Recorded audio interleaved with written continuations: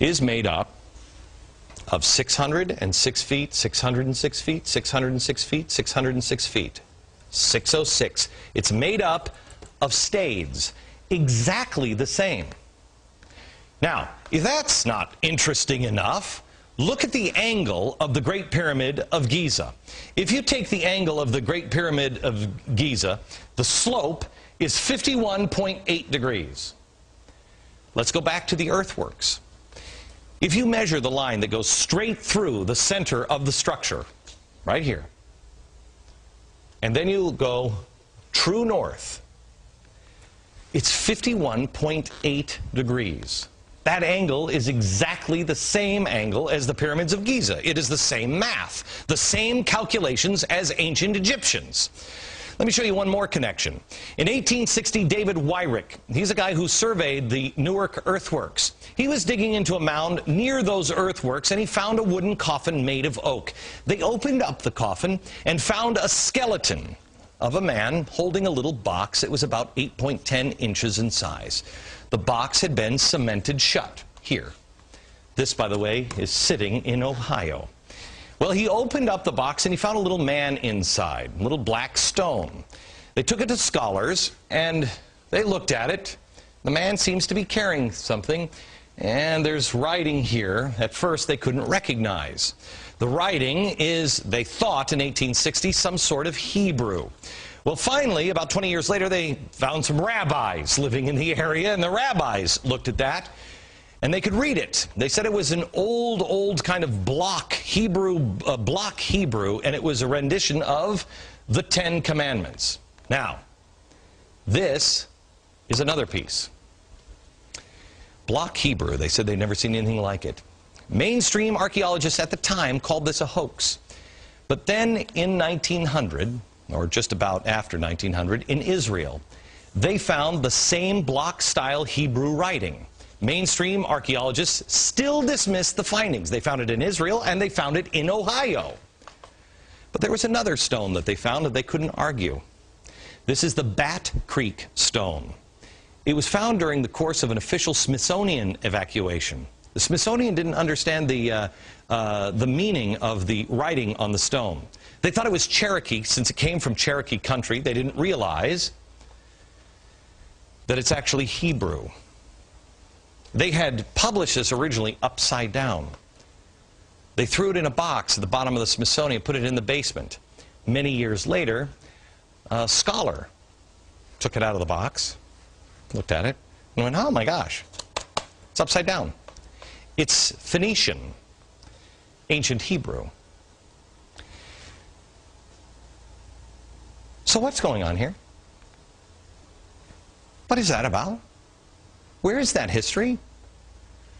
I'll show you in a few minutes, and we're going to have a conversation, and I'm going to show you some more things that the Smithsonian, science, government, commerce colluded to erase. By the way, I want to thank the directors of the documentary Lost Civilizations of North America for bringing these stories to my attention. I was blown away. To find more, visit the website lostcivilizationdvd.com. Here's the thing we should be asking ourselves. I don't know the story of these. Do you know that? Did you know that?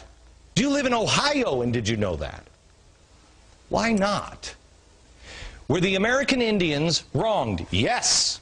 Yes. And that's what we focus on in America. Is we were bad to the American Indians. Forget about it. It's in the past. The question should be the ones that the founders asked. Who are they? What knowledge do they have? Can you imagine the difference we would have now if we would put our differences aside and put our past in the past and concentrate on today and say, let's learn from each other. What do you have? What is that? What is that?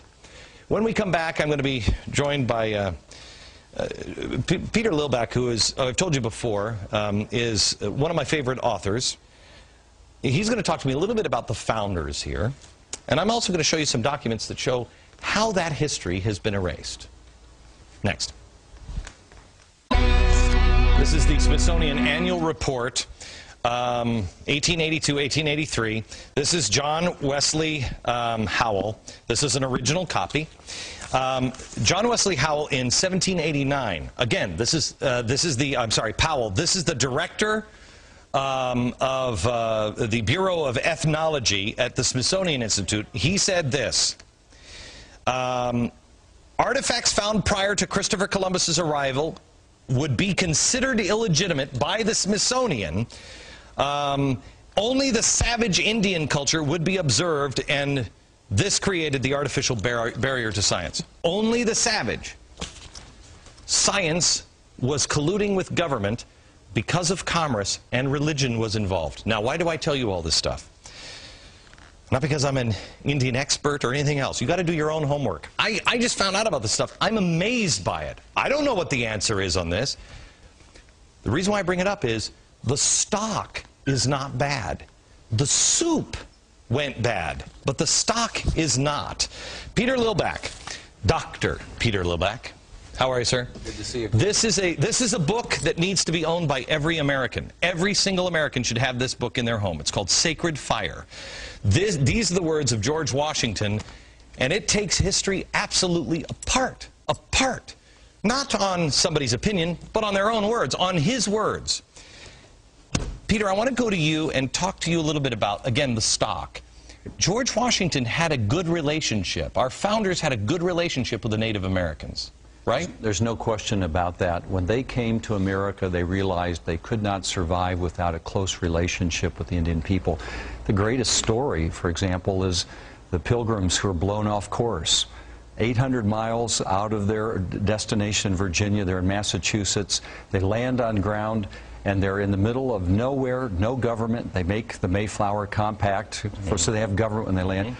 And there's no Native Americans there because a plague had gone through, but one person shows up. He happens to be a Native American that knew English. He'd actually been taken captive to England. He'd learned English. He'd gotten his freedom. He came back, his people were gone. The white settlers are there all of a sudden, and he meets them and he says, "Welcome." He speaks English. They couldn't believe it. The providence of that moment is extraordinary. They needed help, and there was a person there to help them. And he was a Native American. Right. And that creates Massachusetts. All right. Do I have time for one more story real quick? No? Okay. Hang on, because I want to come back and talk about, William Penn. Because William Penn said something when he was working with the Indians that is critical to understand the truth, I think, about America. And we'll do that next.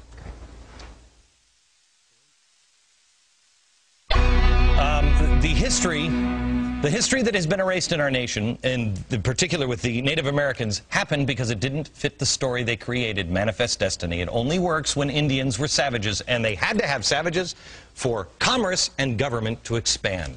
The ancient artifacts prove otherwise. Why aren't we looking into those? Peter Lilback is the president of Providence Forum and the author of George Washington's Sacred Fire. Okay, Peter.